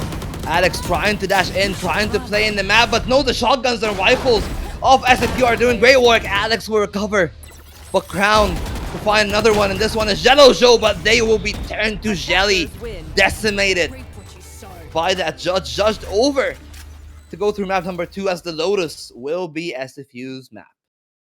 Yeah, the Jello didn't have time to set there. It just turned to liquid. It just fell apart, and Gnomes on their own map, they get taken. And that's not a good indication going into the second map, because this is then going to go to Flamingo's map. They're going to be more than comfortable. We're going to go to Bind as well, which is It's one of the maps that I don't enjoy playing, but I do enjoy casting, because there's this one moment that always rings in my head from Bind, where I was doing observing for LCQ APAC, and we saw a 5-man breach dubstep onto an Astra pole, and it killed all 5 members on long on B. And it was just one of those moments where you went, I didn't know people could do that. And it just always rings in my head. But we do have the scores up now. I have a quick look at these. Crown really, really showing up. Yeah, and it's a good distributed scoreboard when you think about it from the side of First Bloods, ACS, but Crown just managing to do great work there. 24-9 on a Viper, no less. Getting Mhm. these important kills that we spoke about, whether in the first half with the Ares, with the Odin, and then even aiding the attack when they switched over to that side. And that was important because then the rest of the team could capitalize, could bring their numbers. And if you just compare it, it is very transparent what transpired in that game. It was just SFU being very good playing in the sense of a team. But then when they play individually as well, they have Crown, they have Caho to aid them in that facet.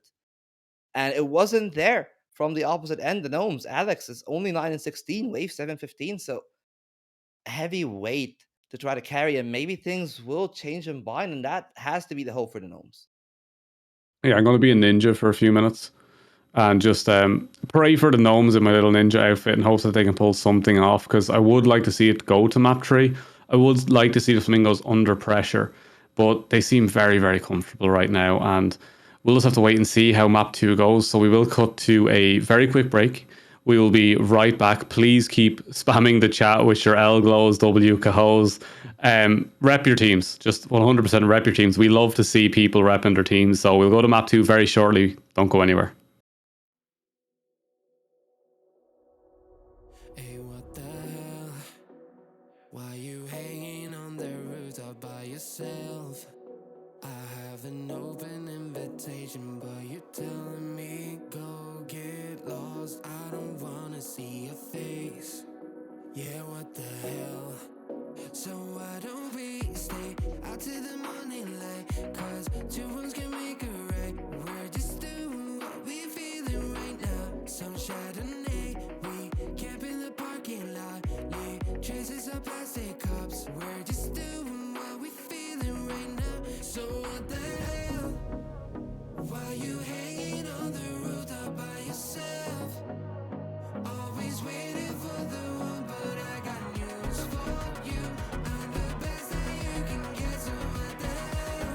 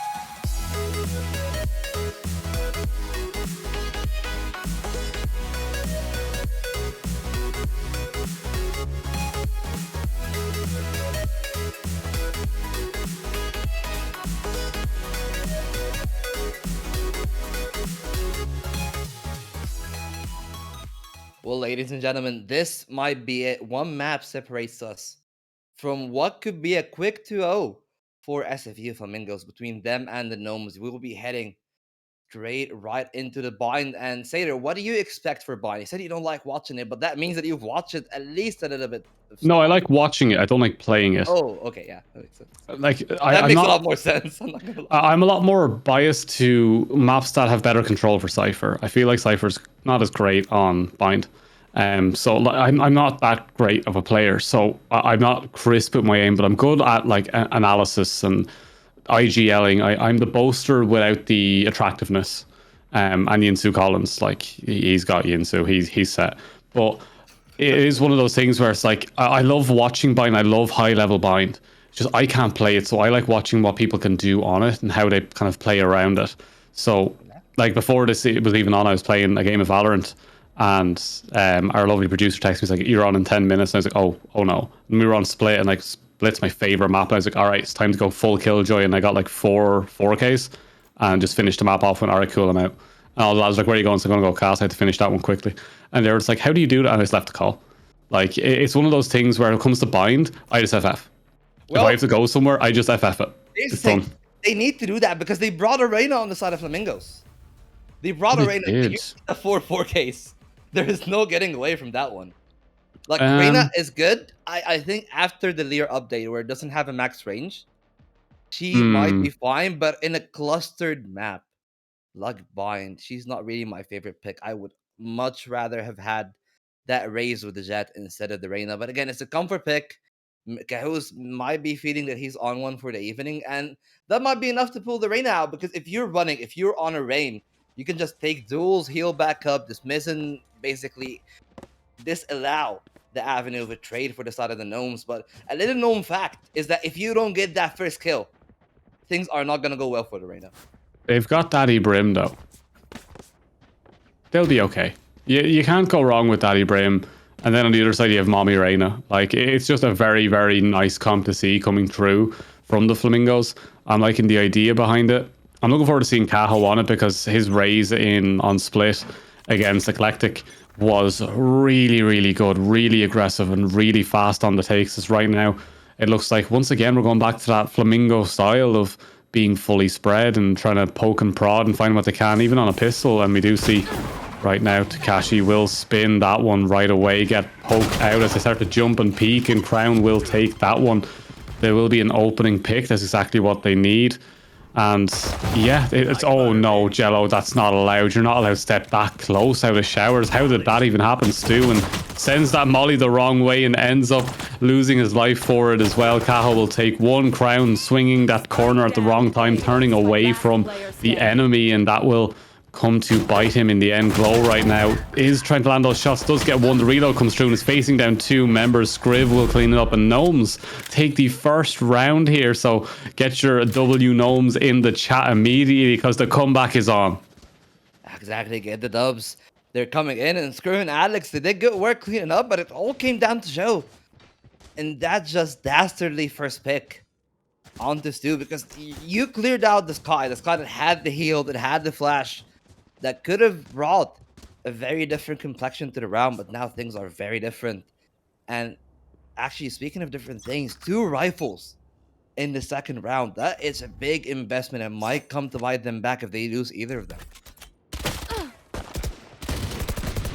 As I do drop everything off my desk in excitement, because I saw Glow going for that just on the mini map, and I was like, no, Glow, you're not allowed to do that. That's not allowed at this stage. Flamingo, they do take the first one. We do see Takashi right now getting pushed on, multiple smokes landing on the face. Juka pushing up, going big the last one. I want to see more from that, and Takashi will have to back off. Those sheriff shots ringing true to the smoke will end their life, and Takashi once again trying to reposition, find the angle, find the correct play to go for. But this is a sneaky little play. Wave the Rat is going to sneak in like a sewer. Great opening up.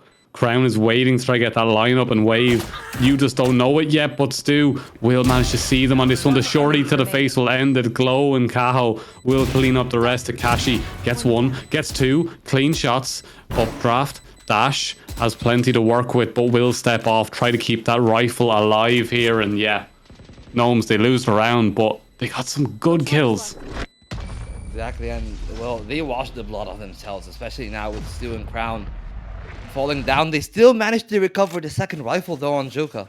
So that's the biggest win out of the entire round. Investments from the two teams, and it paid off, at least for the side of the SFU Flamingos. They got the rifles now on the board, but a hero rifle in the hands of Takashi might flip the script, might change the round.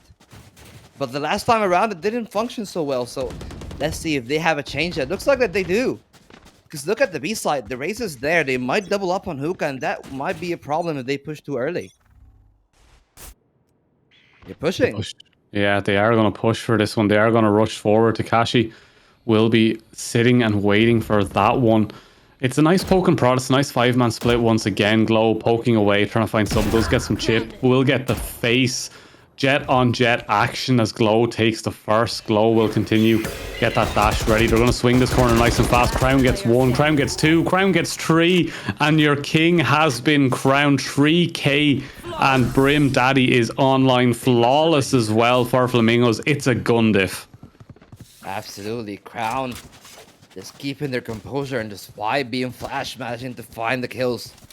Great crosshair placement and discipline to not overdo it, to not panic in that situation. And it was important because that flank, it was the main deciding factor in the round that it was disabled. They tried to go for Crown, they tried to get the rifle, but Takashi being taken out of commission early by Glow. And then the second rifle being stolen was not the case as Crown held them through. Great work on the controller, top fragging 5-1, and now things are changing slightly. The Lear is there, they're pushing through, but there are two players holding a crossfire. Will they be able to break it up? It looks like Cal says the answer. It's yes, Cal walking in. Glow will get the second one on wave, and the B side is open for business, but Glow might walk in the smoke a little bit too early, especially with that dash. Lear will alert them. It's great discipline there on the trigger, and Takashi will double up on the 2. It's 3-on-3. Now it's doable, but Juka just shut down the entirety of the round. Takashi might continue to provide the dash. It's good. The shot is even better. 3 from Takashi, 2 away from the ace. And Shadow Show knows that the other 2 are there, and the hookah position is just all down to Takashi. An ace clutch to win this round, to put their team back on the board. The snake bite is not close enough. They're gonna get the one. The spray for the second is not close. No, the wall is not bangable. And his second bite will be enough. Takashi with a great round, but it's still another win for SFU Flamingos. Yeah, not as clean as it was previously, but Economy still in a great position. They were more than comfortable to take this one. Glow also looking to save this round, Sheriff only. But they do have a disconnect, so there will be a very quick pause coming through in now just a second, I believe. We'll have to double check that to make sure. See what happens there as we do have a quick disconnect. But yeah, big round. The snakebite making the difference. Scriv, I want to see more from Scriv now coming through. I think that there's more ability there. Takashi going too low in the final engage does lead to an easy one picked up by Juka. Where do Flamingos kind of find these strengths, find these angles, and find these shots? Because they just seem to be outclassing Gnomes at this stage. Exactly, and I feel like the 50-50s are certainly favoring the side of the Flamingos. So will it be a change from the Gnomes? Because I feel like that is necessary here. I don't know if you agree with me or not, Sader, but they have the tools to make the fights unfavorable for sure. You have the smokes, you have the flashes by the sky, you have the jet that can dash out, you have the Viper that can put you through layers of decay if the timing is correct. So the tools are present. But again, it just feels like the side of the Flamingos are able to play around them better than what the opposite side has been able to on the Gnomes. And they're back on the Sheriff, so they need to land the shots, and they already haven't been landing it. So the big question continues. The round are gonna ensue shortly after the break, but where do we go from here from the side of the Gnomes? Even if they lose this one, what is the adaptation necessary to start accruing some rounds? Yeah, we do have a round jumping back in now. More than excited to jump back into this one as we do see the knives come out from Glow, and it will open up immediately. They will get one. They're looking for more. They will dash back low on HP, but that's just to decay. They will come back. They've only lost a chunk of armor, but more than comfortable. We will see Caho take one, get more information, but will get swung. And that is just not what we wanted to see. It goes back and forth. It goes to a 3 versus 2. The Gnomes looking good, 2 versus 2, and it's all looking shaky. Not looking good for either side. Caho a little bit aggressive, but at the very least, they've got to 1 away from the Seekers, and Crown is taking a very aggressive position. That might be it. They're walking out of the smoke. Barrels out, and a headshot is not enough from just a stinger. Takashi, they've been in that spot before. They almost won the ace clutch. Now it's only 2 to find. Already finding Caho at the beginning of the round. 2 players in spawn doubling up on elbow. Intuition is correct. But will this also be the case? They're waiting for players in multiple angles. They know that somebody's coming out of elbow. But Stu, clean as they might come, will land the flick straight onto Takashi's head, doming them down. And that's 4 for the side of SFU. Yeah, it's SFU Flamingos. They look ready for this. They look prepared for everything. And we see now Takashi spending it all, going all in on this round, as Crown is just playing a little bit with the Jet. Daddy Brim and Mommy Jet just having a good time there. But yeah, Takashi's going to go all in on this AWP. Is going to try and hold this A angle with assistance from Alex. They will use the raise bots. They will use the smokes. They will use their util very, very early, but not a single step from Flamingo. They take their time with these. Exactly, they're taking their time. They're even using the util, and again, beautiful util usage in Caho. And a good angle, dismissing, and that's the power of the Reyna in positions like these. They managed to isolate the trade, get into Kashi in an uncomfortable spot. And now Wave is trying to make them uncomfortable, but Ace turning around, getting the pair. Almost a third, but the cabbage. Too strong, too many layers of green.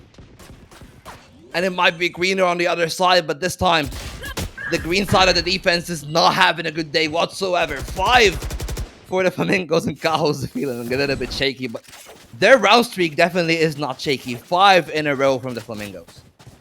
Yeah, Caho trembling at the side of the Gnomes. It doesn't want to be taking any engages this time around, but the rest of their team is saying, nope, that's perfectly fine for us. We can carry this one for you. Don't worry about it, as Caho right now having a little bit of fun with the sense there, stepping up and doing their bit. This looks like something from Aim Labs. That's what that looks like. That looks like whenever I watch like pro players do Aim Labs. It's just that the movement is so crisp and so clean, but right now we will see the setups coming through. Line yourself up with those clouds. Takashi holding a very tight angle here and might find Caho, but will decide to step off, hearing the util being used. Scriv with the one-way ready to fire through, but Takashi doesn't have the range, doesn't even have that shot. Caho will take one. Scrib will start to spray, but the swing was perfect. They do get some shots off, but Glow will clean that up. The Stinger doesn't have the same as the B, as they will fall. Caho now ready, waiting, holding. They see the paint shells go through. Wave will take out Glow. The spray comes through. Caho gets one. Disappears from sight. That pop, that flash, that look. Caho goes for another. They don't know where they are. They come back and they get a fourth. Caho, you are absolutely nasty with it. I mean, crowns for kings, sure. But at the end of the day, in a game of chess, there's nothing more dangerous than a queen and the empress. She's came to play in Caho. Great performance from them on the rain. An important 4K in a round that looked rather grim at times, but no, Caho saved the day. And now, the neutralizer is here. The big stick coming out. Takashi bringing out the op. And that might be enough. That might be what takes us over. But they're not in the right place. Again, it's another A default from the side of SFU, and the op is on B long. They're playing too quick. Caho's gonna get another opener, and Juka this time with the judge walking all the way here to Lambs. What position that they've gotten themselves in? They got in the first, and even doubling up on Alex. That X only stands for the mark. That marks your death zone. Good kill from Stu. Takashi, the last player remaining with the op. This should be over. They got the spike back, and Takashi is probably gonna save that off. This should be it. It's 7 for SFU, again running away with the map. Yeah, this is a bit of a shift in tempo, but the plant will come through. It's so clean, it's so crisp. They're taking their time with them now, kind of playing with their food, but they're still getting the kill. They've still got that pride behind them. They're very, very comfortable in the Gnomes. What can you even do in these situations when it's so oppressive what's happening from the Flamingos? It's their map, and Gnomes, they didn't look so good on their own map. Flamingos are going to be definitely comfortable on theirs. They seem more cohesive as a unit now. When I was talking about their star power previously against the likes of Eclectic, they've kind of shown now that they can work as a team just as effectively and all step up to the plate.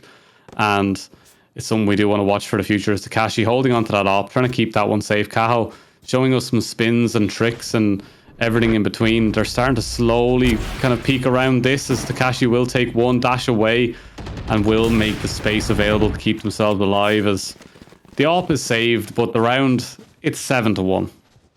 7-1, but it's starting to run away from them. I would agree with you, but the op now, something that they can bring to slow down the tempo, because I feel that's the biggest problem for the Gnomes. The game tempo is too high for them at this point. They aren't able to deal with the A defaults.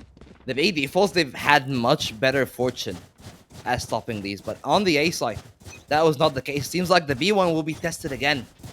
This time they're doubling up on the side. They know that there are players there, but Glow does not matter. We'll take the shine of the guiding light and take it straight into hookah. Players are coming in along, so the op again chose wrong. Great read from the side of SFU. Flamingos are walking in now. No dash for Glow, but they will just walk in for free on the side. Joka will be dealt with by Jello Joe. Now they're walking in. Shotguns coming in from everyone, and Kaho will find an important kill. But the op is there. Takashi will find one. They might try to push again, but no. That will not be the case. Only using the guiding light to dissuade some time. Alex is in a good position, catching Kaho with a shorty in hand. Now the showstopper comes in. They know where they are, but they need to get the kills, and the crowns will be taken off the map. It's all tinted. The angle might be different, but again, Alex with another one to save 3k from the Rays, and a great retake to stop their momentum. A second round after winning the pistol, finally, and Gnomes are back on the board. Yeah, this is absolutely indicative of the style that the Gnomes need to work on. They need to be able to swing these as two. They need to be working together as much as possible, and it comes to fruition. They do get around. We could see another 9-3, but can you really say Flamingos are a 9-3 cursed when they've won every single 9-3? Can you? Just, like, it looks good at times, but then other times it just looks overwhelming to them. This time we're back at the A side. This is the place where it has been most overwhelming. It has been endearing, but Takashi will find an important shot, even dodging Kaho's bullet, just moonwalking straight out of that Vandal. Space is afforded to SFU, but they've lost two. Needs to be a big round. They have the ultimates to bring it out, but Glow, the light out of their eyes, shut off by Alex. And this should be it. It's a 2-on-5, and certainly there's no way back for them here. You never know. Flamingo, they could definitely get something special going here, but looking into these angles, we see Takashi needs to land that shot. Doesn't land it, though. Does take a little bit too long to get that flick. Doesn't get it in time. The blind comes through. Another shot, but it won't land. Jello Joe now in that 1-versus-1. Juka. Stu manages to take out Wave as well. There's no one singing just yet, and they need to wait for that still. The Gnomes, they need to hear those beautiful tenors from the opera singer, but Juka right now with that off gets one. Stu needs to get ready for this peak. Alex will take their third of the map. They're getting ready for this one. The information has been given, but the information will be traded back. Stu will take one. Get ready for the swing. It's 1-versus-2. Will trade sites, but is not ready for Scriv. Maybe they are. They are indeed. It's 3, but Takashi will chase through op in hand and take the back straight from the sky. And it's a win. It's an op saved. It is their third round, but their economy. Oh, it's low. Good. Yeah, it's low. But the main problem is Takashi hasn't hit the shots that matters. We have to give him that much. But as you can see in that round, there are some shots that will miss. Hello. And if that is the case, if SFU are ready to deal with the op, it will be a big problem for them. They're doubling up from hookah. So if they get Stu out of the round early, it might be a problem for the Flamingos, but the Flamingos playing slow. They're steadfast. They know that the off is there. They know it's on hookah, so now they're trying to get some long control, but they will need to route it out. They'll need some kind of smokes, some sort of flash. I suppose gonna peek into it, but Takashi's better. Besting them in that duel and even Glow out of the equation. Takashi fighting to the op is still posted. This time is the crown. Loyalty will not be mattered. No one will be spared from Takashi's sideline. Shuka will just walk into the judge. And just like that, another round shall eventually go as 4 kills from Takashi in a flawless round on the defense. This defense is starting to look like Takashi's castle. Takashi is just taking over the impenetrable walls. They can't break through Takashi right now, and sometimes it just takes one madman to run over those rocks and skip through that one, and it has to go down to Glow. Glow has to be the one to break down these walls. The water cannons need to be activated, and you do need to watch out for those doors. And I wish we were on Lotus because that one would have made more sense. But I do love Takeshi's Castle, and I wish it really came back for a repeat episode because damn, that was a great show back in the day, no? Yeah, exactly. And you know, speaking of water, it's definitely dry for SFU. Because Takashi's been sipping them layer by layer and leaving nothing behind. But again, this is one of these misses that might be problematic, but Takashi is still able to recover. No blaze left. And finally, they are starting to bring the tools to deal. Takashi, but they're aware of the angle. Definitely heard Glow walking on down. Shorty in hand will be forced to retreat, but have already given the numbers advantage to their team. Spike to be initiated in the B side. Seekers are present and will be used, but Alex out of the equation early. Trade coming in from Wave. Now they know where the off is. They know that elbow is exposed as a difficult angle.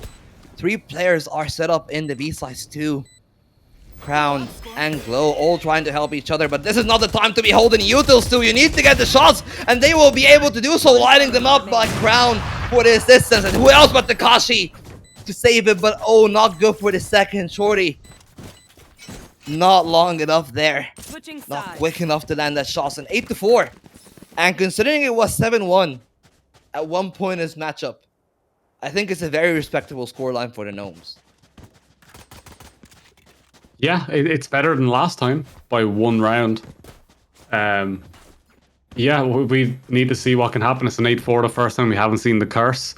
I think Flamingo now, on their defense, having picked Bind, I do expect them to come with a lot more game plans, a lot more anchoring to come through as well, especially the way they're splitting it up with Daddy Brim and Jet on one side. I think Flamingo have a great opportunity here to snuff this one out early, but it looks like they're going to go for a shower rush. They want to take these aggressive angles. They want to take these aggressive peaks. And, oh, Crown. Here's the dog. We'll clear the dog.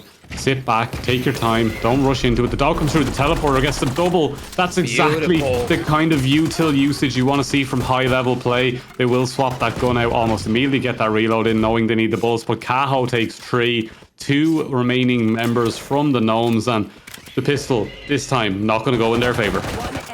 Well, might just well. There's still 1 player left, and Alex will go down. And just as he said, it was all about the shower push. Getting their numbers through and just pushing that shower angle. And they walked head in from the side of the Gnomes. And maybe that was not the best decision because they got routed out by the util, by the shots from Kaho at the end of the day. And now that the situation is difficult, double digits are looming, Satyr. And, well, I don't know what they can do because they've had a good idea on the attacking side with the shower push, but the util wasn't there. It's the pistol round, so that's normal. But now, what can they do? They have to give this one up, so it will be 10. At least that's the most likely situation here for the side of the Flamingos. But where to go from here? They can still make it costly. But if they walk into that Judge and that Bucky, it will be nothing but a valley of death. Yeah, Crown right now sitting with that judge. Doesn't realize there's a player just above them on the box. They will spot them at the last second. Not quick enough on that turn. They do get in the end. Though Glow with the smaller shotgun will do a little bit more damage. Crown will push forward as well. The stimmy coming through. Glow popping over. That is everything they needed. But Jello Joe will take one back with that classic. They start to push. They start to get aggressive here. Jello Joe now on the run. Wave will take out one. Cajo will trade it back though. All down to Jello. He needs to jiggle. He needs to set himself in for this one. The Gnomes need this one to make it home. No place like Gnome, but Cajo says no to that one, and Jello Joe falls at the last remaining member. 10 rounds now to the Flamingos, and they are looking ready to take this one over. Exactly, and they kept the rifle on Cajo coming in on the bonus. The Bucky as well will be useful in angles like hookah, like lamps. So they're not out of luck in this one, and they are even gonna supplement that with a second rifle out of Juka. So they are investing at least with two of their members there, whether it be Crown or Juka next to Cajo. So they are looking for this round, and they're already pushing in from both Long and Hookah. So they are taking control on the B side, but Cajo will be brought down. It's only Joe there, doubling up with Alex, and they will lock them out of the round for now. Players still deep in the hookah position. They know that they are there, trying to route Juka out, who has taken an aggressive position. And so has Glow. Trying to walk into here. They're not expecting the Bucky, and that will be Glow taking that kill. Big one there. And now Juka's active in the round. They're trying to find something. It's almost a second one for Glow, but that will not be the case. Now they can walk back. It's a 3-on-3. Damage has been done. And Brimmy is there, the king of lamps, to hold it for yet another round, or will it not be? They're certainly avoiding the Brim, planting as far away as they can, giving the judge no space possible, but the retake is coming in. Crown right now has a lot of time to work with, no information for him. He's going to wait for the assistance from the Allies wave right now, getting ready to peak showers. Juka 1v1, but he will just take heads. Bullet between the eyes, silences that one almost immediately. Kashi will take one back. The star player, the shining beacon of hope in the garden of the Gnomes, but the defuse starts to come true. The peak will come true. Crown with that judge will seal Judgment Day for Flamingos to take their 11th round now. And it's insurmountable, the points they have to get out. They have to win 7 in a row to tie. And their economy is getting shot every single time. Their economy is out of the water. Like, there is nothing left back in the tank. This is everything that they have. And to be honest, it's not looking like that much, because Cajo already has the op-out. Sure, it's a glass cannon. But on Arena, it's okay, because you can instantly dismiss if you're quick enough. But that is one of the dangers of this round. Speaking of dangers, if you walk into the Mincer that are Glow and Juka, it will not be easy for you. Juka's gonna get one, but Takashi doubles up. That's Hookah out of the round. Great play from Takashi. But now the op, Thunderous, will be as Jello Joe's out. And now the attack is walking back into the A side. That is where Crown usually played the lamps. It's a different position, but it's a different day for Takashi. But yet another shot to be landing. 3-on-2. Advantage to the Gnomes, but they have not yet discovered Stu, who will find Takashi and get that kill, evening out the odds, evening out the numbers, and even finding an escape for themselves. It's looking noble, Satyr, especially with that kill from Crown. There's only one player left. Griv, known to be in the A side. Rotations are coming in. They will teleport back, and the rotation came in from Stu, so they will double up, at least allowing Griv find the plant in this one. But the question will be, will it even be enough? Yeah, will it be enough is the question. Scriv needs to go big. Phantom in hand. Information given from the dog, but the double swing coming through. They're actually being sneaky here, getting into box. They will get one, but no, they miss the shot. They shoot the silhouette. Every bullet cutting an outline of the sky on the wall behind, and that will be round 12 going to the Flamingos. One from that grand prize and being crowned the champions of Frost Valorant.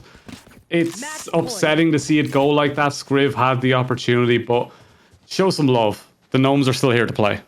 Exactly. I mean, the Gnomes are definitely not out of it, and you definitely have to give kudos to Takashi.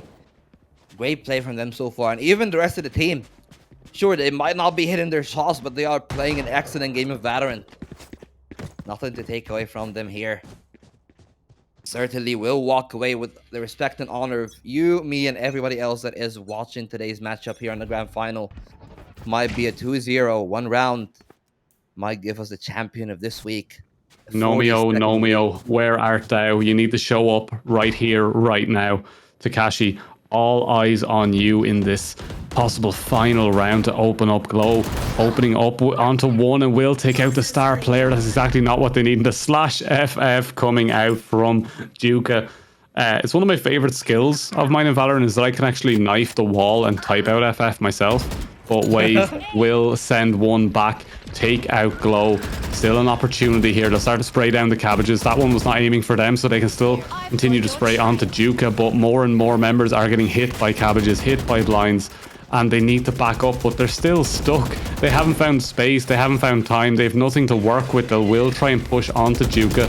More than willing to take this fight and takes 3 and ends it just like that, and our champions are the Flamingos, and the Gnomes fall. The garden has been breached. Takeshi's castle has fallen, and we finally have our winners.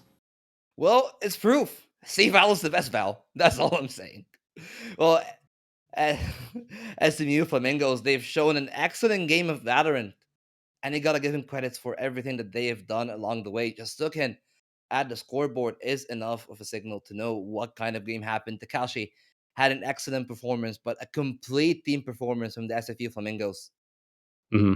And Yeah, you couldn't have asked for anything else. It's just great play from everyone. First bloods on the 2 duelists, taking your engagements, and then just looking at the way that the game played, it felt like almost all the round ended by eliminations. There's only 2-3 defuses in the entirety of the matchup. Yeah, it just kind of fell apart for the Gnomes. They seemed to not have the right ideas, and the execution wasn't sitting right. But Flamingos, we got to see them in the semi-finals. We got to see them play well there, go into the finals. Expecting a more competitive match, but they just seemed prepared for Lotus. And then when they got onto their own map, they just ran them over. And Takashi really showed up as a star player for the Gnomes, but couldn't carry the rest of the team into good economy and good ranges of weapons to get them over the line. But I would love to see them come back and try it again. Love to see them next time around in Frost and give another good run at it. So yeah, very, very sad to see the Gnomes go like that. I did put all of my prediction points onto the Gnomes. But it happens. Like, I always like to go for the underdog. I always like to see a team that isn't expected to win to exceed expectations and do as well as they can. So do love the Gnomes, hope to see them again. But obviously our champions are the SFU Flamingos. Congratulations to them. Thanks again to Trolley for everything. And they even have a trophy. It's the producer. He didn't tell us we had a trophy. Didn't tell us that. That's a banger right there. True. I mean, Can we get a gun buddy on that at some stage? Can you get my face on a gun buddy? Please? All I'm hearing is him laughing in the background, so I'm not sure if that'll ever happen, but I would love that. But yeah, thanks everyone so much for tuning in. Chat has been amazing. Yous have been really, really fun in the chat, giving your W gnomes and everything else. But that is all from me and Vault this week, at least. Might see us. What did the producer say? He said something. Shout out our Twitters. Our Twitters are on the screen. They know where we are. Don't worry about it. They know where we are. We're not going to be you know plugging what? ourselves. Actually, we might as well just shout out the producer. You know that's sub the cider lad. I know, joking. But yeah, thanks so much everyone for watching. It was great having you, and we can't wait to get back again. It was myself and Vault and our lovely producer and observer in the background. Thanks so much. Have a great evening. Peace.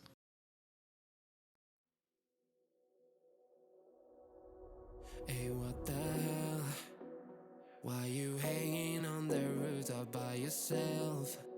I have an open invitation, but you're telling me go get lost. I don't wanna see your face. Yeah, what the hell? So why don't we stay out to the morning light? Cause 2 wrongs can make a right. We're just doing what we feeling right now. Some Chardonnay, we camp in the parking lot. Leave traces of plastic